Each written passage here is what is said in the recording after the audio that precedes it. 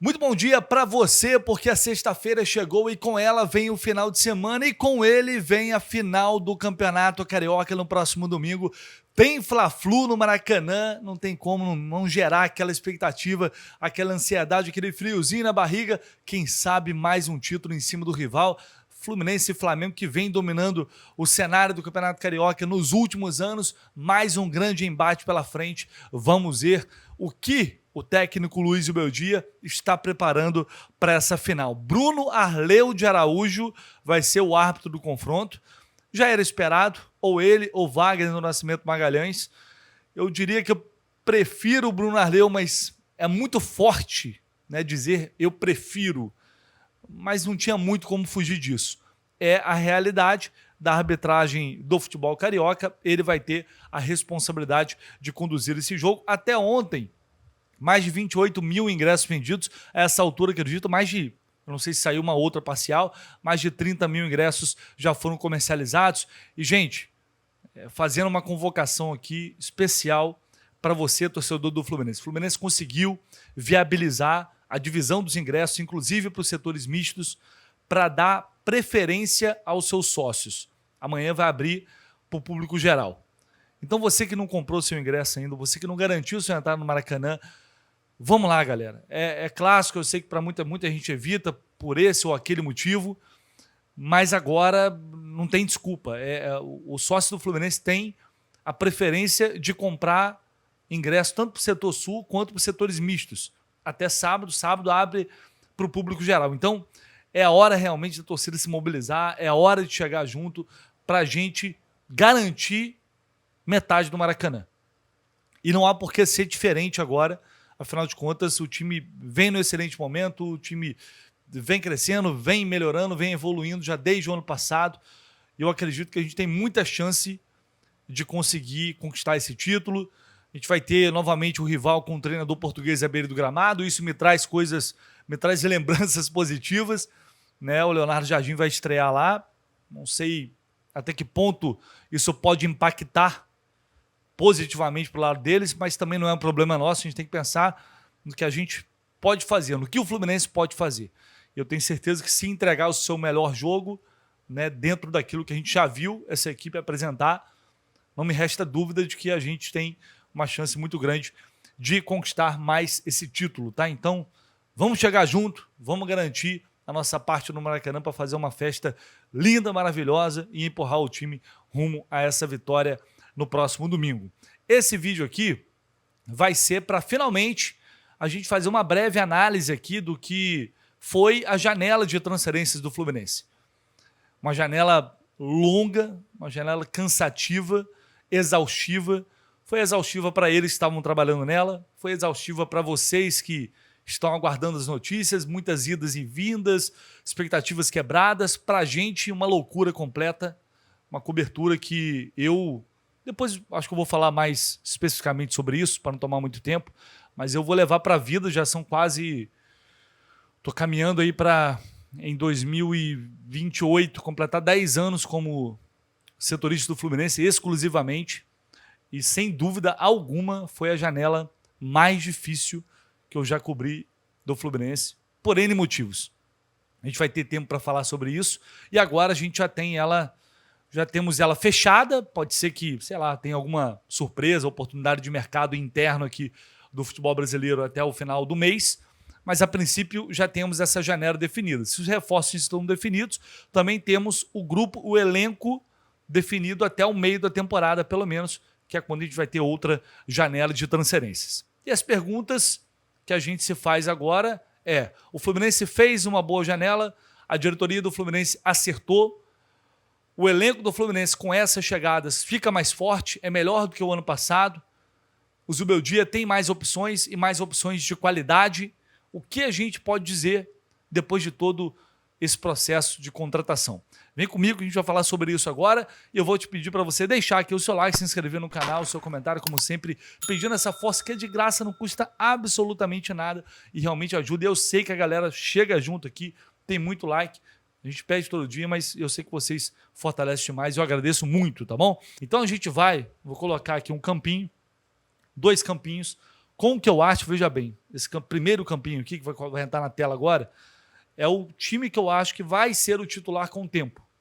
Mas é apenas uma projeção. Quem vai dizer isso é o Zubeldia e o campo, né? É uma projeção que eu estou fazendo. Com base também no ano passado. Esse campinho aqui com Fábio, Samuel Xavier, James, Midjan e René, Martinelli, Hércules e Lúcio Acosta, com o ataque Canóbio, Serna e Castillo. Acho que é o time que vai se formar e tem, a meu ver, o potencial de realmente emplacar como time titular de 2026 nesse primeiro semestre. Olhando para isso, você acha que o elenco do Fluminense melhorou? Vamos colocar aqui do outro lado o outro campinho. Vamos lá, com as opções que o Zubeldia tem para o banco de reservas. Alguns vão ficar de fora. Mas esse time tem Vitor Eudes, ele tem Guga, ele tem Ignácio, Freitas, tem Arana. Ele tem um meio de campo que pode entrar com Bernal, Nonato ou Alisson. E ali do lado do Bernal tem o Otávio também como opção. Tem Paulo Henrique Ganso, Savarino, Soteldo, Santi Moreno também fica por ali. John Kennedy com Germancano. Esse seria o segundo time do Fluminense. E ainda sobra, evidentemente, gente para um terceiro time. Eu, sem medo de errar, digo que essa janela do Fluminense foi uma das melhores nos últimos anos. Muita gente fala que é a melhor janela pós-era da Unimed, que é realmente uma das melhores janelas que o Fluminense já fez. E, bom, vamos lá. Por que eu acho que muita gente tem essa percepção? Primeiro, porque já tem uma base muito sólida do ano passado. Então o Fluminense foi ao mercado buscar jogadores que cheguem para jogar. Ou seja, o Fluminense foi buscar qualidade e não quantidade. E para mim nisso acerta. O James é um potencial.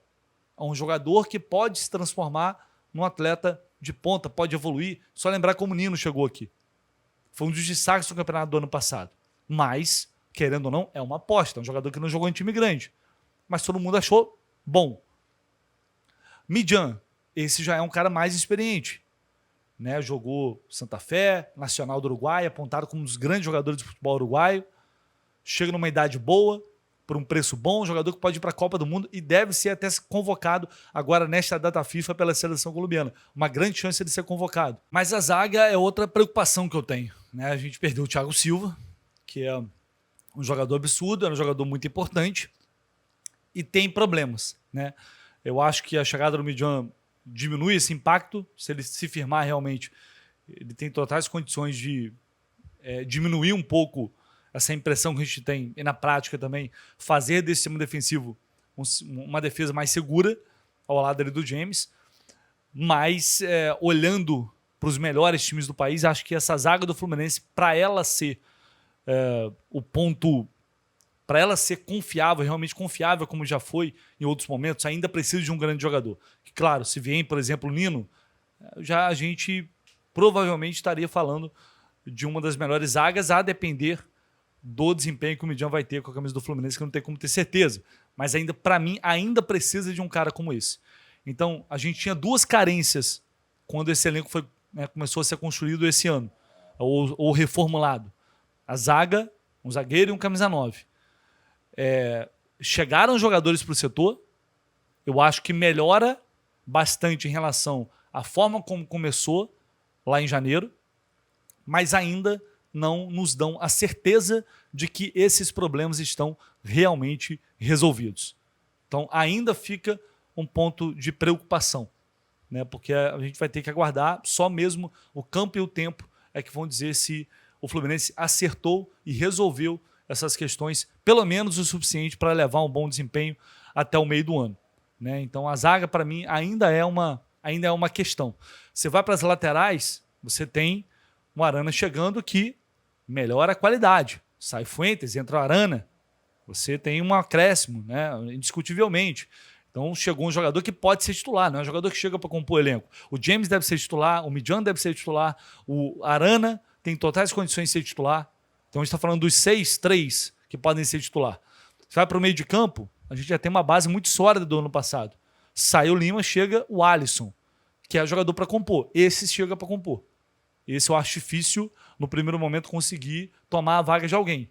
Mas ao longo do ano ele pode brigar. Acho que futebol, para isso ele tem, com o Zubeldia, ele pode brigar pelo espaço dele, sem dúvida alguma. Vem Savarino, outro cara que tranquilamente, em algum momento, dando mole, tendo uma boa sequência, pode ser titular, sem dúvida alguma. É mais um cara que não chegou, que veio para compor. Não. São um jogador que chega para jogar. Se der mole, eles se fiam como titular e não sai mais. Castillo, não preciso nem falar nada. É outro que chega também para tomar contraposição. Vai depender dele, é claro. Ele precisa provar que realmente ele tem condições de assumir essa responsabilidade, mas chega com uma contratação mais cara da história do Fluminense e, em tese, chega para resolver. Então, olhando para esse cenário, olhando para o que é o grupo do Fluminense, o elenco do Fluminense hoje, dá para dizer que essa janela ela foi muito boa. Ela poderia ter sido absurdamente boa se vem um Bouanga, por exemplo. Eu acho que a gente estaria comemorando agora uma das maiores janelas que a gente já viu do Fluminense. Mas não veio o Bouanga, veio o Castillo. Então acho que os problemas principais foram atacados. Veio um camisa 9, veio um zagueiro. E chegaram outros jogadores com qualidade para agregar e não só aumentar o número. E pelo contrário, o Fluminense enxugou bastante esse grupo. Só a gente lembrar as saídas. Manuel, Thiago Silva, Thiago Santos, Lavega, Keno, Fuentes, Everaldo, Lima, Lescano. Todos os jogadores. O único que a gente realmente vai lamentar mesmo é o Thiago Silva. A gente lamentou pela qualidade dele. Não estou nem discutindo a forma como ele saiu, deixa isso de lado.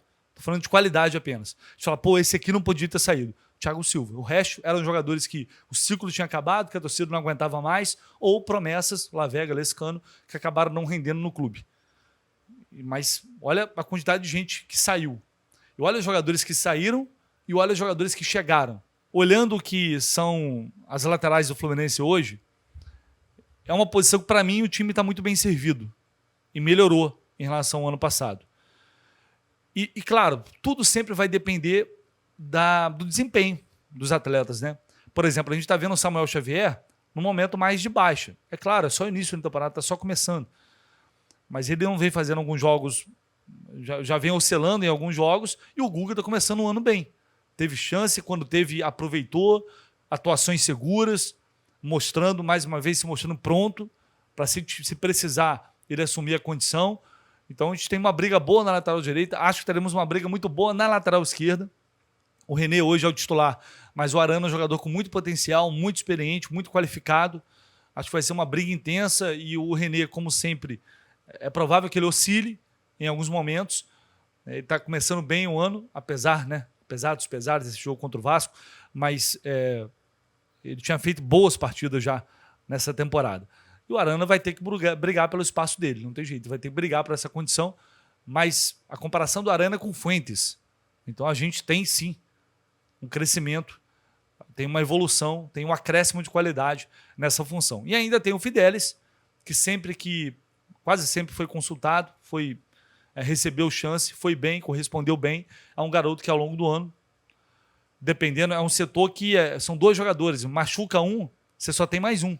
Então é nessa que o Fidelis pode se aproveitar mais uma vez em algum momento, ter uma chance, já que o Guga não só renovou o contrato, como tem jogado bem. Vamos para os volantes. Só para finalizar a questão dos laterais, na minha opinião, o Fluminense é um dos times mais bem servidos nessa posição do futebol brasileiro. Eu não tenho dúvida nenhuma sobre isso. Até porque é uma posição que não é simples encontrar bons jogadores. Volantes, meio de campo, bom. Eu falo meias porque hoje os volantes são meias também. Mas aqui é interessante. Eu acho que em praticamente todas as posições, ele se apresenta de uma maneira muito interessante, que é a pluralidade de características. Né? Em todos os setores, basicamente, a gente vai encontrar jogadores que têm características diferentes, que se complementam eventualmente. E isso é muito importante e é uma das coisas que mais o Zubeldia elogia e já fez isso em algumas entrevistas coletivas. Os próprios laterais, se você for ver, o Samuel é um cara que apoia, que tem mais facilidade de construção de jogo, até por dentro, pelo lado também, chega na linha de fundo. É um jogador muito inteligente de tabelas, de associação. Vai muito bem na frente. Atrás, o Guga já é um cara mais, né, uma marcação mais forte, é um cara mais de posicionamento em relação à última linha defensiva, é um cara mais tático. Não tem aquele futebol brilhante, não tem, na maioria das vezes, jogadas de efeito, mas é um cara que taticamente funciona bem quando você precisa que ele exerça uma função. Você vai para o lado esquerdo, a mesma coisa. O Renan, o René é aquele cara mais operário, é um cara tático também, de posicionamento defensivo, não que não saiba chegar na frente, sabe sim, mas o Arana sempre teve como característica principal o apoio, a construção do jogo por dentro, eventualmente atuando até como um ponta. É um cara que tem muita facilidade para chegar na área, para pisar na área. Jogadores diferentes entre si, mas que no fundo se complementam. A gente vai para os volantes, a gente vê Otávio e Bernal, são hoje o que temos como referência ali de primeiro volante. E são jogadores diferentes, né? O Otávio é um pouco mais dinâmico, é um cara de passe mais curto. O Bernal já é um jogador mais de chegada, um jogador mais físico, né? E tem evoluído nesse sentido. Você vai para segundo volante. Aí você tem Martinelli, que é um cara que joga de primeiro volante tranquilamente, como vinha jogando com o Hércules. A dupla, por sinal, em tese seria essa. Martinelli e Hércules. Saída de bola absurda, chegada na frente com qualidade. É, né, um absurdo de jogador que ele tem se mostrado aí já há muito tempo. Dispensa comentários o que é o Martinelli. Hércules também é um jogador que, estando bem fisicamente, marca muito, sai para o jogo, se apresenta, dá dinâmica no meio. É um cara com uma facilidade absurda de chegar na frente, de finalizar, de fazer gol. Né, o Nonato já é um jogador mais de controle de bola, é um cara que controla, que distribui bem a bola. Já é uma característica diferente dos demais, inclusive com a lesão do Hércules, ele ganhava preferência na cabeça do Zubeldia também por isso, até se lesionar ali. É um jogador que claramente o Zubeldia gosta. E agora vem o Alisson, que também praticamente renasceu na carreira jogando como segundo volante. Esse jogador que tem a qualidade, tem a chegada na frente, que também é muito dinâmico, né, que oferece uma saída de bola com qualidade. Então são jogadores qualificados, todos sabem jogar, todos esses caras são volantes / meias. Se você escalar o time, e aí permite ao Zubeldia escalar um time com 3 volantes, um tripé de volantes, você fixa ali, você pode fixar eventualmente o Bernal, você tem Martinelli e Hércules, você pode fixar talvez o Martinelli, você tem o Hércules, você pode escalar o Alisson, ou você pode escalar o Nonato, se você quiser um time, né, mais criativo, mais construtor, e com um armador na frente. Essa, para mim, é a grande vantagem desse elenco do Fluminense. Ela permite ao treinador, às vezes até mesmo sem ter que tirar um jogador, você muda a função dentro do jogo e você já tem uma mudança de dinâmica do time, de mecânica. Isso é muito interessante e certamente para o treinador é muito positivo. Então, são volantes que para mim também competem tranquilamente contra os melhores times que temos aqui no futebol brasileiro. O Fluminense vem competindo no geral, né? A gente vai para os meias. Aqui o Savarino está entrando aqui, porque o Savarino, inclusive na arte do Fluminense, ele entra como meia, né? Mas a gente sabe que ele não tem jogado assim. Mas vamos lá. Vamos deixar ele aqui como posição, porque ele é um meia atacante, só que é um meia que hoje atua mais pelo lado. Mas temos Lúcio Acosta, que sem dúvida alguma é um dos melhores jogadores do futebol brasileiro, indiscutivelmente. Não tem muito como debater isso, e por isso a titularidade dele em relação ao Ganso não se discute. Ele e Ganso, por exemplo, são jogadores diferentes. São 2 jogadores muito inteligentes, mas o Lúcio já é um cara de mais chegada na área, de mais finalização, de mais gol. É um cara que já tem esse olhar e, ao mesmo tempo, uma dinâmica muito grande com e sem a bola, né? O Ganso já é um cara de muito mais controle da genialidade, do passe genial, mas é um jogador que esse ano pode ser importante porque ele pode atuar quando o Lúcio não estiver sendo titular, mas entrando no segundo tempo, ele se iguala fisicamente com um rival desgastado, com um adversário desgastado. Então ele é um cara que pode ser utilizado para você aumentar o seu poder de fogo, o seu poder de criação, se estiver precisando de um resultado, mas se precisar defender, ele é um cara que pode entrar para segurar, para cadenciar, para tirar a velocidade do jogo, e ele sabe fazer isso muito bem. Então, veja, são jogadores diferentes. Mais uma vez, se complementam em diversas situações. E aí tem o Savarino, que a gente vai ver talvez jogando em algum momento no lugar deles, exatamente como meia mais centralizado. A gente vai ver como ele vai sair. Mas hoje é um cara que está, por enquanto, entrando pelos lados, nos lugares ali dos pontas, né? Para mim, o Fluminense muito bem servido também nessa posição. E aí a gente vai para os pontas. A gente, desde o ano passado, Serna e Canóbio, consolidados. Canóbio é um absurdo que esse cara faz taticamente. Qualquer time gostaria de ter um Canóbio. Ele tem uma limitação técnica evidente, isso é óbvio. Claro que ele tem uma limitação técnica, mas, pô, ele... taticamente, ele compensa demais muita coisa. Né? E hoje é um jogador que o Zubeldia certamente não abre mão. É realmente incrível o que fisicamente, taticamente, que ele faz. E quando está bem tecnicamente também, né, o jogo dele cresce muito. O Serna é um jogador que oscila, que é capaz de entregar grandes atuações e outras atuações muito fracas. Esse é o Serna. E acho que o Savarino, a briga direta do Savarino é com o Serna. Em algum momento ele pode ganhar essa vaga. Quando entrar, for bem, o Serna engatar uma sequência, oscilar muito para baixo, a gente tem o Savarino para entrar ali. Né? Os pontas, os reservas, tem o Soteldo, que tem entrado bem essa temporada. Tomara que não seja só uma ilusão, mas o Soteldo tem entrado bem, tem participado bem. Tomara que ele consiga realmente ter uma regularidade nesse sentido, porque ele pode ajudar. É um jogador que tem recurso para ajudar, ele tem qualidade para ajudar. Né? Esquecendo tudo que foi pago por ele, mas já que já está aí, tomara que ele realmente se mostre como uma opção interessante. O Santi Moreno, que realmente não deu certo até agora, é indiscutível, não tem muito o que falar, até agora não mostrou que veio. Atuações muito fracas no geral. E os garotos, o Matheus Reis apareceu bem esse ano, mas não vai ter muita chance para jogar, a realidade é essa. Vai ser difícil ter espaço pela quantidade de atacantes. E o Riquelme é um jogador que regrediu. Ele não só não evoluiu, como ele regrediu. Por N motivos, aí é papo para outro momento. E aí temos os centroavantes. Germancano, John Kennedy e agora Castillo. Bom, essa é a grande incógnita para mim, junto com a zaga. Por quê? A gente tem o Germancano, que não apareceu esse ano ainda, por causa de lesão. É impossível saber o que vai ser a temporada dele. A gente tem o John Kennedy trabalhando, se esforçando muito, evoluindo, tentando, mas que até o momento ele não conseguiu ainda, em termos de números, transformar tudo isso em números. A verdade é essa. É um jogador que eu acho que pode ajudar. Se ele conseguir se manter com a cabeça no lugar, ele pode ajudar. Mas não dava para depositar no John Kennedy a esperança de gols de um ano inteiro. Então, por isso o Fluminense foi atrás e contratou o Castillo. E aí ele chega com um alvo enorme na cara dele, porque vem de uma temporada em que a torcida do Fluminense se desesperou por um centroavante desde o ano passado, com esse desgaste com o Everaldo, e quem chega é o Castillo. Um jogador que só jogou em time pequeno até hoje, que tem números, que vem evoluindo nos seus números, mas que não são nada extraordinários até aqui na carreira. Caberá a ele, com 27 anos, dar a resposta que todo mundo espera para a contratação mais cara da história do Fluminense. Não vai ser fácil, mas eu imagino que ele saiba disso. Então, para a gente dizer que hoje o Fluminense realmente resolveu a questão da sua camisa 9, a gente vai ter que esperar. Não tem muito o que fazer. Só o tempo vai dizer.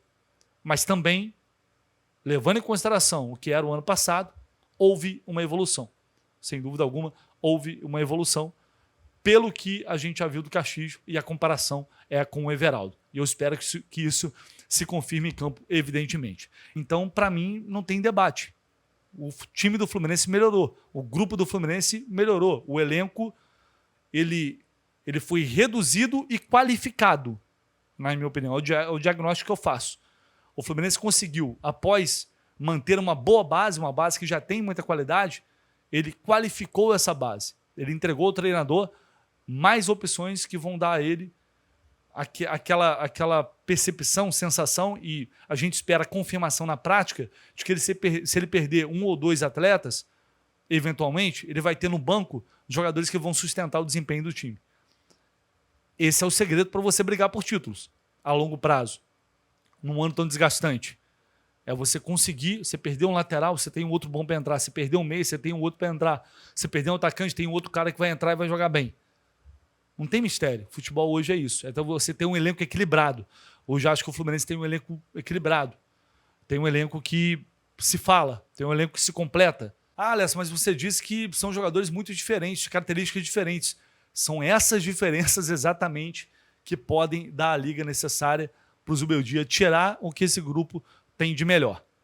Então, é uma janela que, para mim, ela tem muito investimento, cerca de 150 milhões de reais, mas muito dentro da realidade do que é o mercado e dentro daquilo que, na minha opinião, esse grupo precisava. Enxugar um pouco mais e agregar qualidade. Então, eu me permito criar uma expectativa positiva para esse ano. Acreditar, sim, que o Fluminense vai brigar por títulos. Não tem por que não acreditar nisso, na minha opinião. Já podia ter brigado no passado. Não brigou. Chegou uma semifinal de Copa do Mundo com o Everaldo no ataque. Então eu acredito firmemente que com o trabalho que vem sendo desenvolvido, com a confiança que os jogadores têm hoje na comissão técnica, com esse grupo sendo incorporado, com esses reforços, e claro, vai depender da adaptação deles, vai depender da evolução deles. Mas se der tudo certo, eu acho que a gente está num caminho muito interessante para a gente brigar. Se vai chegar, se vai bater campeão, só um ganha. Cada competição não tem como saber. Mas eu, pelo menos, estou acreditando bastante que pode sair algo muito bom disso que vem sendo construído. No fim das contas, uma janela muito desgastante, uma janela problemática, que a gente discutiu, uma janela que não atendeu às expectativas que a própria diretoria criou em certo momento, mas que no fim das contas ela atendeu às necessidades mais urgentes, se de maneira realmente acertada ou não. Isso quem vai dizer são os próprios jogadores, o próprio time e o desenrolar das competições. Mas pelo menos entregou minimamente um material humano ao Zubeldia para que ele possa fazer esse time subir mais um degrau. E para mim, subir mais um degrau, consequentemente, significa brigar pelos grandes títulos desta temporada. Fechou, pessoal? Não sei se você concorda, se você discorda. Sinta-se à vontade, deixa aqui o seu comentário. É muito importante, quero ouvir vocês também. É extremamente relevante. E a gente vai trocando ideia por aí. Ao longo do dia voltamos com muito mais informações, tá bom? Um abraço, valeu!